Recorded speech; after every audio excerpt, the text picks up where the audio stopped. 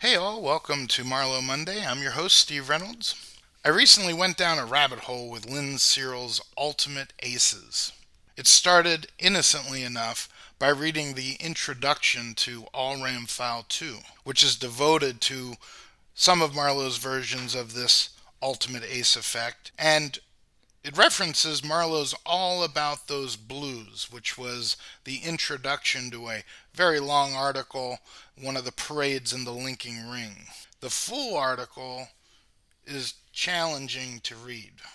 I wouldn't recommend plunging in if you're not prepared to go full reference librarian, which I did, of course, and it was a wild ride into the 50s. And often, since the article was compiled from raw text of those early notes and letters between Marlo and Bob Vieser, I ran into what appeared to be some dead ends. But let's read from the Ultimate Blues to get a little background on this effect. This is Marlo. In the summer of 1957, I had the pleasure of spending time with Lynn Searles.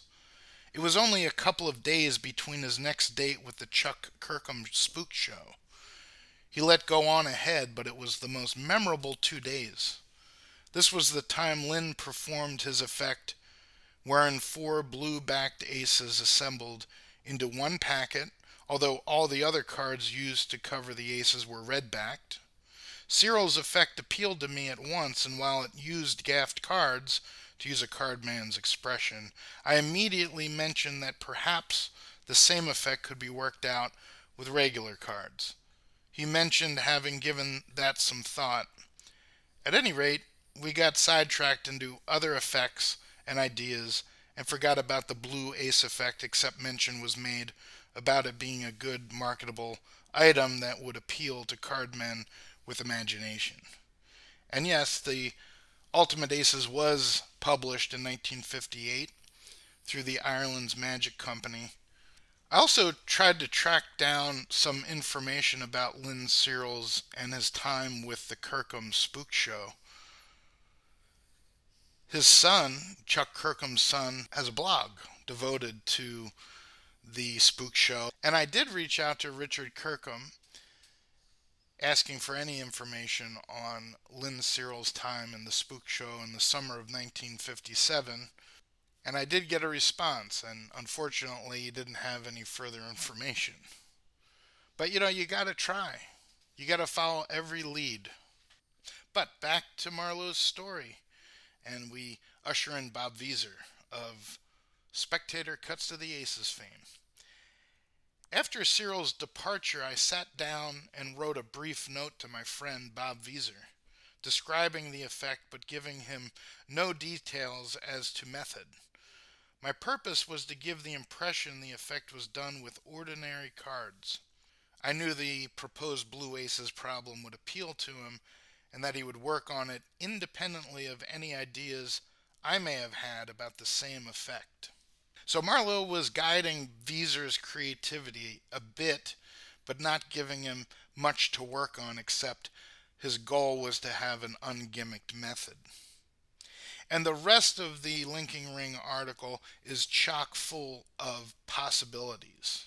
But because they're compiled from these raw notes, these letters and notes peppered throughout, probably marginal notes in the original letters, it's hard to manage. It's almost like a labyrinth of information.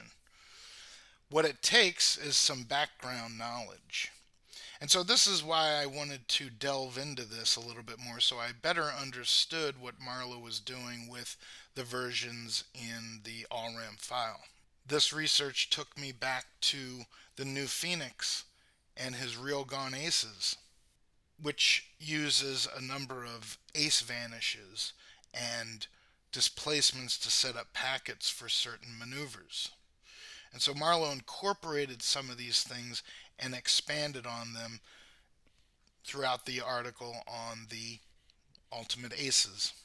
But sometimes the references would be referring to things that were not in print yet, or references to notes. Now, one example was reference to Marlowe's pivot spread vanish. Now I was familiar with the pivot spread, but there was no details, just a reference to what, but not where. Usually, Marlo references come quickly to my mind. This time, I was stumped. I know the pivot spread was published in Classical Foursome, which came out in 1956. And that's when I realized that was right in line with those methods. 55, Notes on the Real Gone Aces. 56, Classical Foursome comes out. 57, these Blue Ace assemblies started to get worked on by Marlo and Wieser.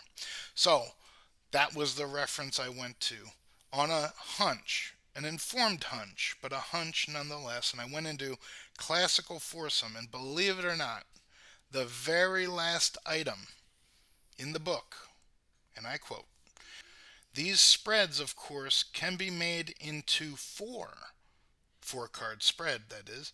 Also, and it seems in this case, an obvious application would be to show that a card has vanished, such as an ace from among four cards, such as in an ace assembly. Bingo. And there it was. Can I get a hallelujah? Probably not. That brings us to the end of this week's Marlo Monday. I think I'll end here by reading from the introduction to Lynn Searle's Ultimate Aces. No creative card man will have to be reminded that a routine of this type is never entirely the brainchild of the man whose name appears as the author. That no matter the amount of time spent in sometimes frustrating, sometimes triumphant ratiocination, whoa, we are all picking up the cards after another shuffle, and the card house we built is based upon foundations laid by those who came before us. In the light of that last statement, I particularly feel that I should deal the high card to Edward Marlo, whose numerous recorded and unrecorded versions of the Four Ace Assembly have given me much upon which to build.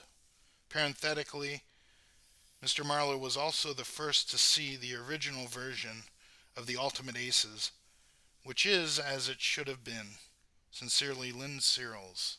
Well, that's the end of today's episode. Thanks for joining in. My name's Steve Reynolds. Tune in next time for Marlo Monday.